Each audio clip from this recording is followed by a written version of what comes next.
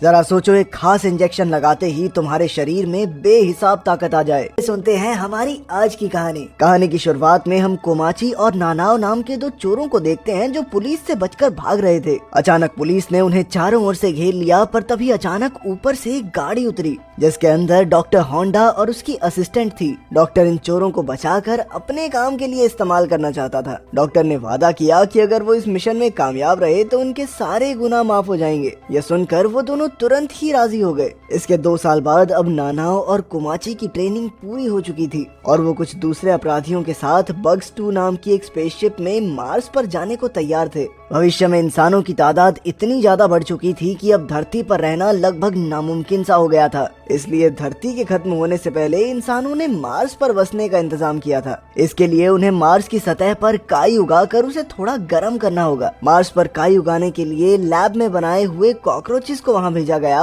और अब इस एक्सपेरिमेंट को लगभग 500 साल हो गए थे। अचानक उन्हें कैप्टन डोजिमा ने आकर बताया कि वो मार्स पर लैंड होने ही वाले हैं। फिर उनके ड्रोन ने बग्स 1 नाम की स्पेसशिप को भी ढूंढ निकाला जिसे आज से 10 साल पहले भेजा गया था। इसके बाद सभी ग्रुप्स मार्स की सतह पर मरे हुए कॉकरोचेस को ढूंढने लगे। तब जेन और मारिया ने देखा कि काई पर तो कहीं भी कॉकरोचेस थे ही नहीं। फिर चलते चलते अचानक उनके सामने 3 अजीबोगरीब जानवर आए, जिन्हें देखते ही वो दोनों तुरंत एक पत्थर के पीछे छिप गए। ये जानवर बिल्कुल इंसानों जितने बड़े कॉकरोचेस थे जो अपने हाथों में हथियार लेकर खड़े थे। उधर कोमाची और नानाओ को भी ऐसे कॉकरोचेस दिखाई दिए तो कोमाची ने उनकी तरफ हाथ हिलाया, पर अचानक एक कॉकरोच दौड़ता हुआ आया और उसने नानाओ की गर्दन तोड़ दी। फिर वो बिजली की रफ्तार से भाग गया और नानाओ ने कुछ ही पलों में दम तोड़ दिया। तभी जेन और मारिया वहां पहुंचे और कोमाची को बड़े बड़े कॉकरोचेस के बारे में बताया। इन कॉकरोचेस ने उनकी साथी आसुका को भी मार डाला था। अब वो सारे दौड़कर स्पेसशिप में पहुंचे और कैप्टन को इस बारे में बताया। अब कैप्टन ने उन्हें समझाया कि इन कॉकरोचेस को 500 साल पहले भेजा गया था, लेकिन ये मार्स की रेडिएशन की वजह से बहुत तेजी से विकसित होने लगे और अब ये इंसानों से भी कहीं ज्यादा ताकतवर जानवरों में बदल चुके हैं। तभी डॉक्टर वीडियो के जरिए सबके सामने आया और उन सबको कहा कि डरने की जरूरत नहीं है। वो जानता था कि ऐसा होने वाला है, इसीलिए उसने पहले ही ऐसे इंजेक्शंस तैयार कर दिए हैं जिन्हें लेते ही उनकी टीम के हर एक मेंबर के पास अलग अलग कीड़ों की शक्तियां आ जाएंगी। इससे वो इतने ताकतवर हो जाएंगे कि उन कॉकरोचेस का सामना आसानी से कर सकें। मगर उनमें से कोई भी उन कॉकरोचेस से लड़ने को तैयार नहीं था, बल्कि वो सब तो धरती पर वापस आना चाहते थे। लेकिन जल्द ही उनकी स्पेसशिप को कॉकरोचेस ने चारों ओर से घेर लिया। तब गॉडली नाम के एक आदमी ने उन कॉकरोचों का ध्यान भटकाने का फैसला किया ताकि बाकी सब मिलकर स्पेसशिप को चालू कर सकें। वो बाहर निकला और डॉक्टर का बनाया इंजेक्शन अपने गले में लगा लिया। ऐसा करते ही उसके शरीर के सेल्स बहुत तेजी से बढ़ने लगे और जल्द ही वो एक इंसान और बीटल का हाइब्रिड बन गया। अब वो अपने हाथों से आग निकाल सकता था और अपनी इसी शक्ति से उसने कॉकरोचेस को मारना शुरू कर दिया। मगर उसकी इस आग के बावजूद भी कॉकरोचेस थोड़ी देर में दोबारा उठकर फिर से हमला करते थे। अचानक एक कॉकरोच ने उस पर जोरदार हमला करके उसे वहीं मार डाला। इसी दौरान एक और कॉकरोच स्पेसशिप की खिड़की तोड़कर अंदर घुस आया और उसने 2 मेंबर्स को मार डाला। तब कैप्टन ने तुरंत ही डॉक्टर का बनाया हुआ वो ड्रग लिया और उसका भी शरीर बदलने लगा। उसके अंदर शिकारी चींटियों जैसी ताकत आ गई थी जो अपने भार से 100 गुना ज्यादा वजन उठा सकती थी। कैप्टन ने उस कॉकरोच को उठाया और एक ही झटके में उसका काम तमाम कर दिया।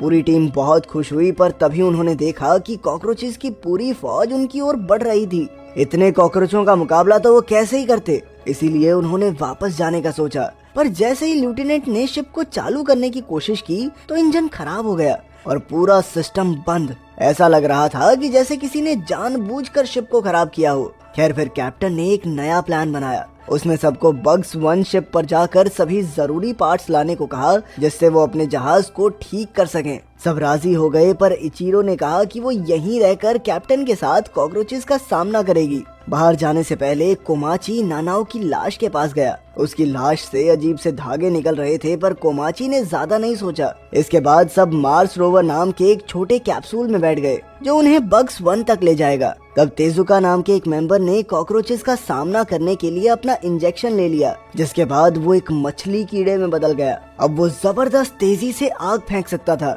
उसने इसी ताकत की मदद से रोवर को आगे बढ़ाया। उधर कैप्टन अपनी पूरी जान लगाकर कॉकरोचेस का मुकाबला कर रहा था, पर उनकी संख्या लाखों में थी। तब उसने तुरंत कंट्रोल रूम में जाकर ऑक्सीजन की सप्लाई रोक दी ताकि सभी कॉकरोचेस का दम घुटने लगे। ये तरकीब कामयाब रही और जल्द ही कॉकरोचेस बेहोश होकर गिरने लगे। लेकिन इसी के साथ कैप्टन और इचीरो की भी हालत खराब हो गई और वो दोनों भी बेहोश हो गए। वहीं दूसरी ओर रोवर टीम ने देखा कि करोड़ों की तादाद में कॉकरोचेस उन पर हमला करने के लिए आगे बढ़ रहे थे।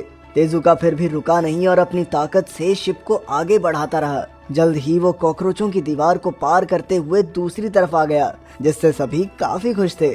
पर जल्द ही उससे भी बड़ा झुंड उनके सामने आ गया और तेजुका अकेले उन्हें संभाल नहीं सकता था। इसलिए मारिया और ओसाकू ने भी अपने अपने इंजेक्शंस ले लिए। उन तीनों ने मिलकर कॉकरोचों का सामना किया, पर अचानक उनका रोवर पलटकर जमीन पर आ गिरा। वो तीनों बुरी तरह जख्मी हो गए और रोवर ऑटो पायलट मोड पर बाकियों को बग्स 1 तक ले गया। तेजुका, मारिया और ओसाकू ने पूरे जी जान से लड़ने की कोशिश की, पर आखिरकार वो इन अजीब से कीड़ों के हाथों मारे गए। उधर रोवर के अंदर बाकियों को होश आया और उन्होंने देखा कि वो बग्स 1 तक पहुंच गए थे। फिर 2 लोग गेट पर रुक गए और बाकी सब उसके अंदर गए। मीना ने उसकी जांच की तो पता चला कि ये शिप धरती पर किसी को डेटा ट्रांसफर कर रही थी।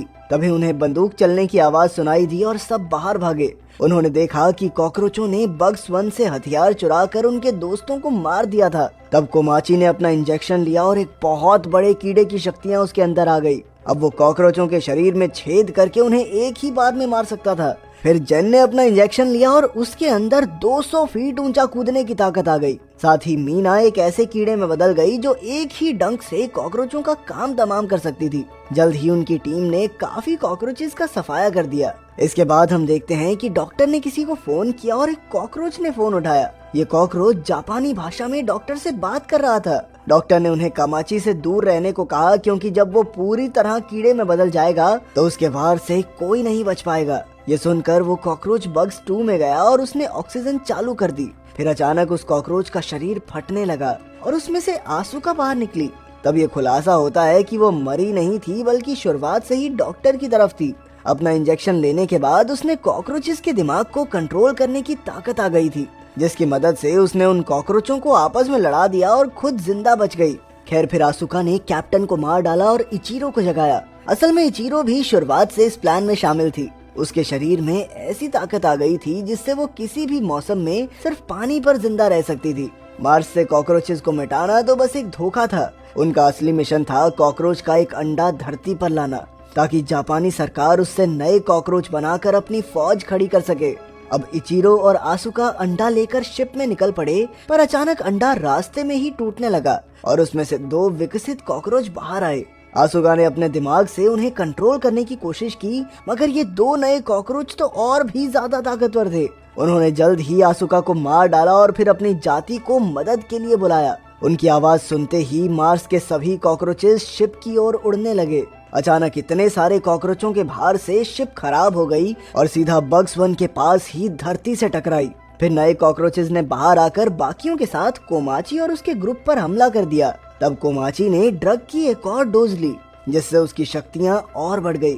मगर अब भी नए कॉकरोचेस से लड़ना उनके लिए मुश्किल हो रहा था। अचानक नए कॉकरोच ने मीना के 2 टुकड़े करके उसे मार डाला। फिर जिन ने अपनी दूसरी डोज ली और कोमाची ने तीसरी। अपनी बढ़ी हुई शक्तियों के साथ वो ज्यादा कॉकरोचों का खात्मा करने लगे, पर वो कॉकरोच करोड़ों की संख्या में थे। फिर जिन ने फिर से एक डोज ली और उसकी पीठ में पंख निकल आए, लेकिन फिर कॉकरोचों ने दोनों तरफ से झुंड बनाकर उस पर हमला कर दिया। कुछ देर बाद उन्हें एहसास हुआ कि इन्हें खत्म करने के लिए उन्हें पहले नए कॉकरोचेस को मारना होगा।